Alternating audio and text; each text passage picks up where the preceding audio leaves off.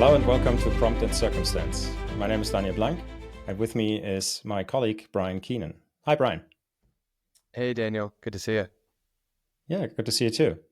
So this week we wanted to discuss something that you have found recently, a report on, I think, generally traffic through AI systems. But why don't you share a bit about what you've seen, and then we can discuss what it may mean.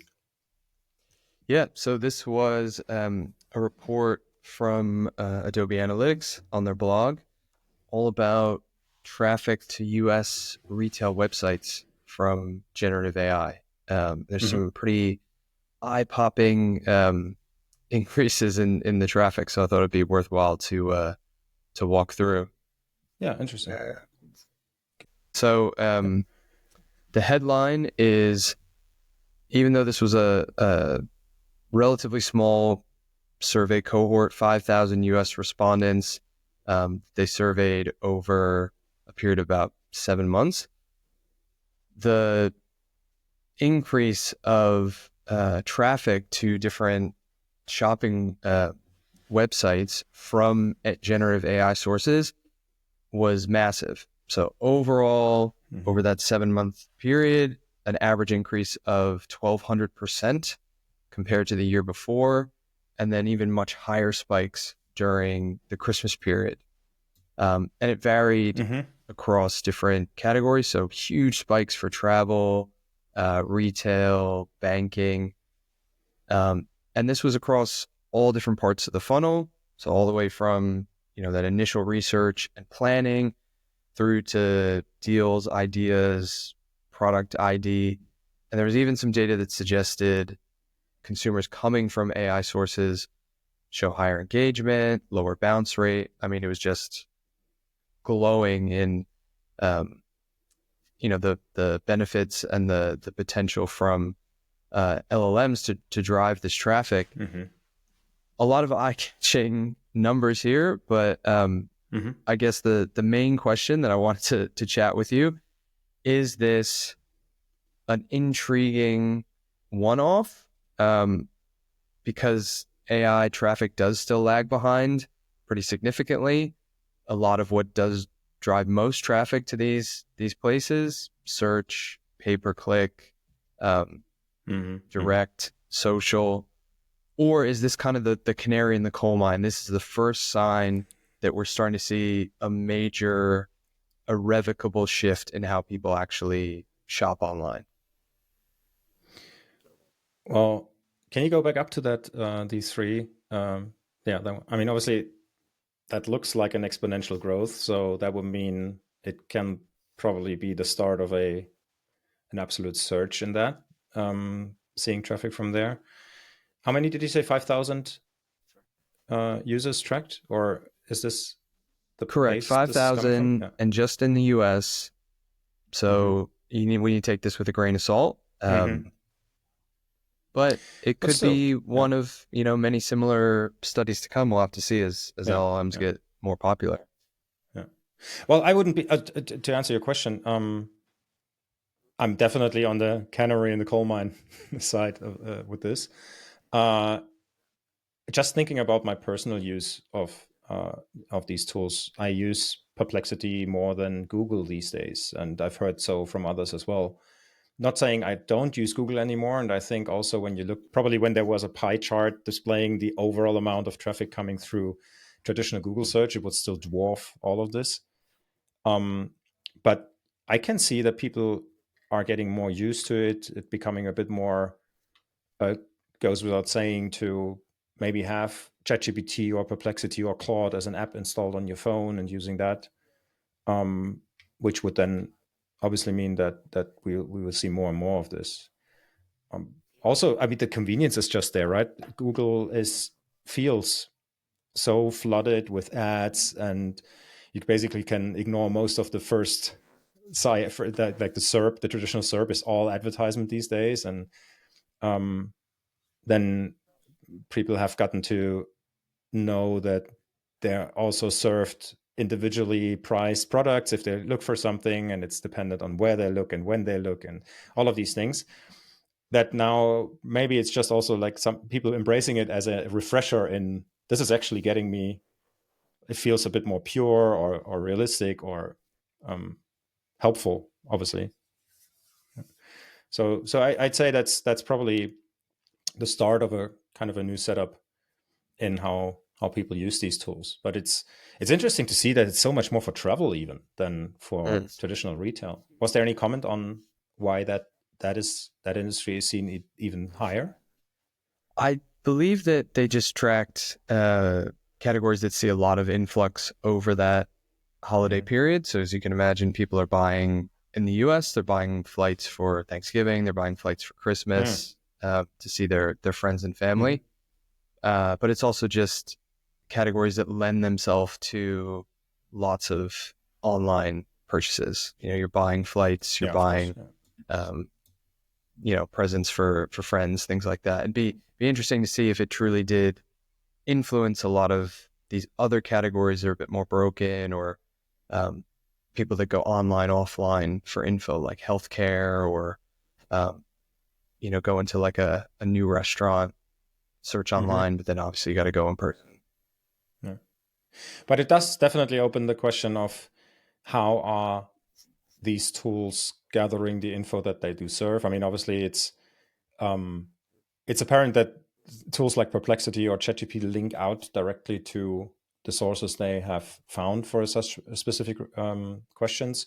Others, like well, Claude has a web search ability now, but I think not in the latest version, like 3.7 doesn't have that yet. So depending on what iteration of this tool is used, it obviously might also differ in what kind of result you get when you ask specific questions like that, like what headphones should I buy or which flight is the cheapest or stuff like that. Yeah, we actually started looking at that a little bit for clients, and there's some different offers from vendors where you can literally put in the same prompt and it'll run it on like 5, sometimes even 10 different LLM models, and it'll show you all the different results and then start to track brand name mentions, backlinks, basically kind of the early days of SEO, but trying Mm-hmm. to reverse engineer it for LLMs. And it's really the Wild West because we don't really know how the LLMs, as you say, are indexing stuff. Depending on the exact version of the model that you're using, it's referencing things from 2023, Uh-huh. whereas some are referencing live results. Um, the results can change so much depending on your specific prompt or query, keyword string that you put in, even the different countries that you're doing. Mm-hmm. So I'd imagine the experience is different for everybody based on, a million different factors. Yeah. Also, it's uh, it sometimes I guess it's probably just the tool googling for you in a way, depending on if you're asking for very current stuff. You can obviously prompt it to say today, give me the data of today. What is the best headphones to buy today in Germany, for example, for my case, and if it has web search capabilities, it will do look for that, or it will look for that, but it might basically serve me the same results more or less than Google may have served me, because or probably it should be influenced by the training data that tool has. But if it had a cutoff date to your point of 2022, 2023, and the product I'm looking for wasn't even available then, it would be basically only dependent on what it finds on the web, and maybe hopefully match that to any existing discussions about the brand, about the line of products that I'm looking for. So maybe it Well, just all feels like this, a artificial Googler. Sorry. I was going to say this, I think this conversation is quite apt because Yeah. I wouldn't say that we're experts in this category because some people just live and breathe this every single day, but we're across it pretty Yeah. well. Um, but our clients are not.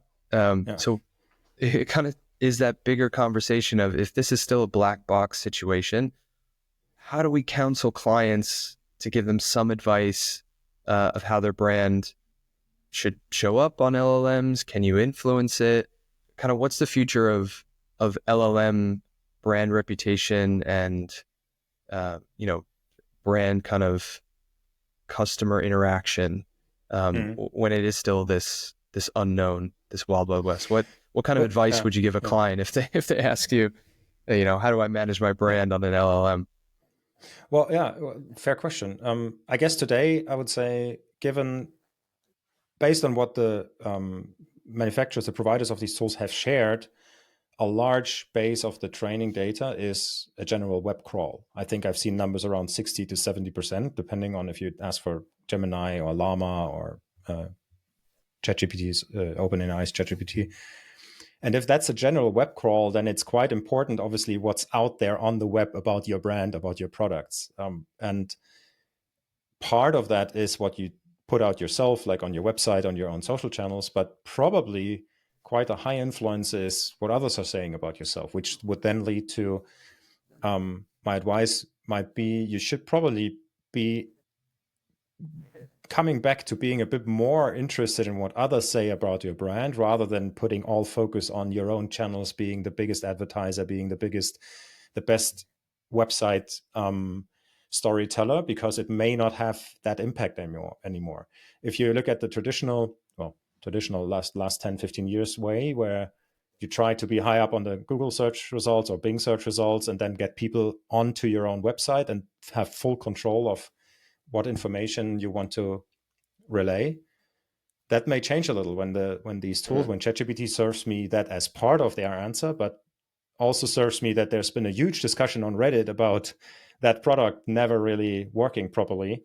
It might heavily influence the answer that I get. So it might be even more relevant, but back to the roots of communications and PR, literally influencing and informing others to say the right things about your products and your brand. That might be my, given what we know currently, that's probably a general way of looking at it.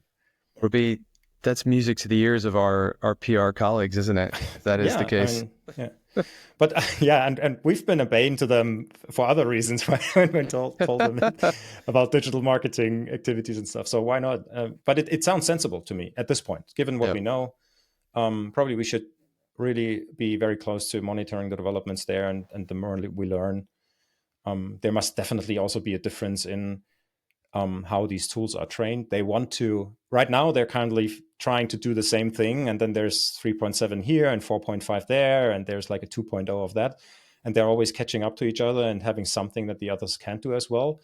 But at some point, they also would probably start to trying and differentiate themselves from the experience they provide. And a curated search result obviously might be something that can differentiate, right? The way, say, a Claude assesses the information it finds on the web, because that pool of information is technically the same to all of these tools, but the way it then gets processed or matched with latest data with specific sources. For example, still Wikipedia is a heavily influential source for all of these LLMs, because it's regarded as being kind of trustworthy.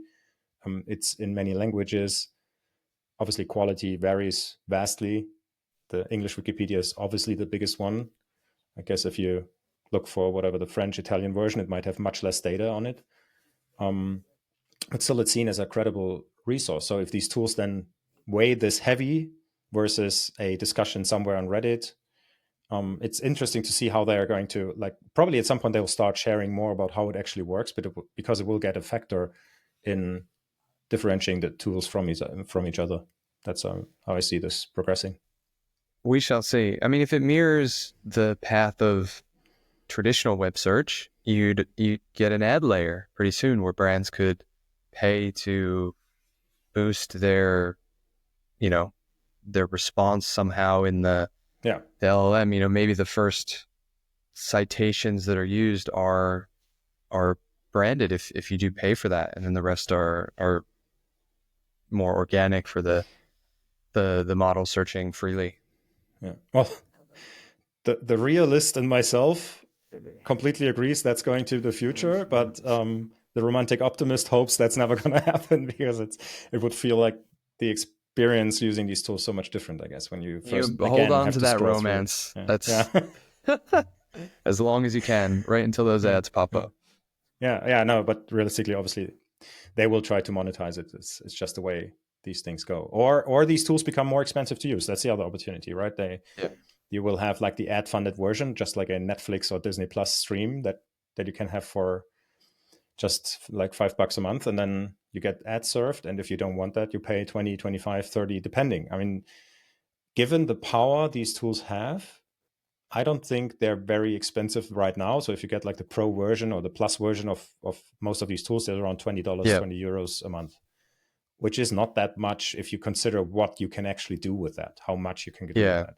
But it's a typical startup road where the companies are massively losing money compared to what it costs to actually run the model. So you're right that pretty soon they're going to have to turn into that monetization phase instead of like pure user acquisition phase. I guess from my point of view, it means we can confirm that what our trade has always been doing, our job has been in telling stories to the right audiences, is going to see a bit of a readjustment, maybe, where it may become a little less about the best social post to put out there as a brand on your own channels, or the best whatever design of your landing page, versus being a bit more focused on the best way to tell your story to others, so it gets used a lot and it gets spread a lot, like traditionally the press news.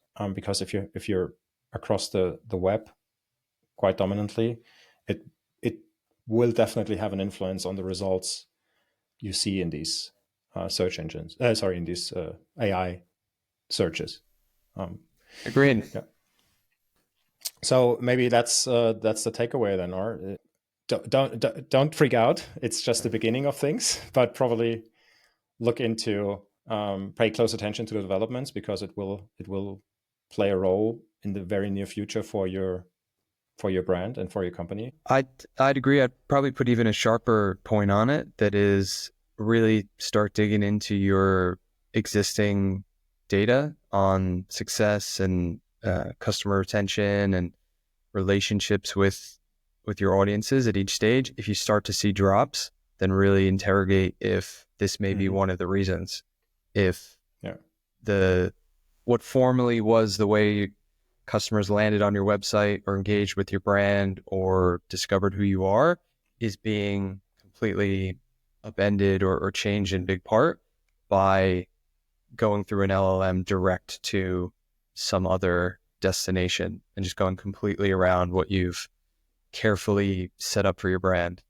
And if that is the case, I think the answer is a lot of what you just said. Figure out why, try to go back to your roots of getting others to promote your brand, real high quality sources, just test and learn to try to reverse engineer how these LLMs are eventually serving up the answers to questions. Yeah. I'm sure we're going to see reports on brands, people, agencies just testing it out in like deliberately editing Wikipedia pages and see when and how that shows up in an LLM search result. And I'm intrigued to go down this and look into this a bit more, because I'm sure there's no clear guidance at this point. So it's a bit of the Wild West, everybody figuring it out. Obviously, the whole SEO industry adding a completely new layer to what they're doing, and probably new players entering that. I not sure about you, but I still get like twice a week, I get somebody contacting me on LinkedIn telling me how good their company is as editing Wikipedia pages for us. So usually I just ignore that.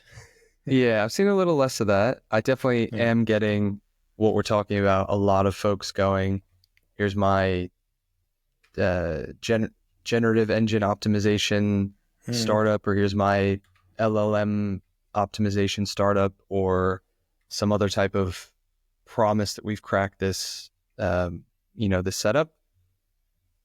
Obviously they haven't definitively. I don't think anyone has, but yeah, I think all those new players are rushing, trying to get on top of the gold mine already. Yeah. And then the other thing that we need to remind ourselves and also our clients about is, more than ever before, this is not a one solution to all. So I guess just taking away your money from your whatever online marketing agency and throwing it at somebody who tells you they are now an LLMO or AIO or We got to GEO figure out the right agency. acronym. Yeah.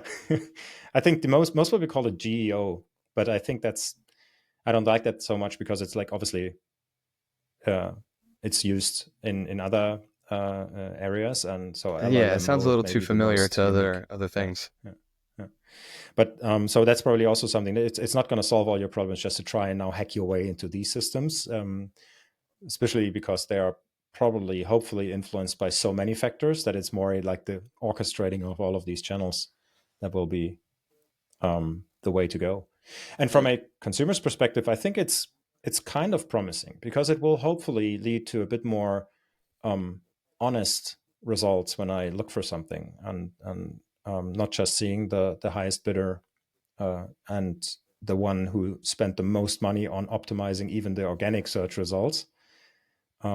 But if it's honestly drawing on conversations and assessments and discussions that real people have on the web, it might hopefully lead to more honest answers. That would be optimistic, or the optimist's point of view I again, I love you guess. coming with the optimistic takes. Let's hold that for as long as we can. Okay. Well, shall we leave it there? I think so. Yeah. Yeah. Okay. Great. Well. Thanks for bringing that report up.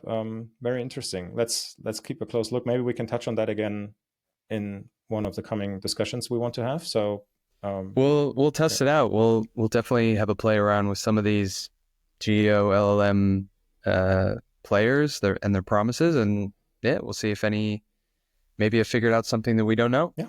Interesting. Cool. Well, thanks for this discussion today, and see you next week, I guess. See you next week. Cheers. Bye-bye. Bye-bye.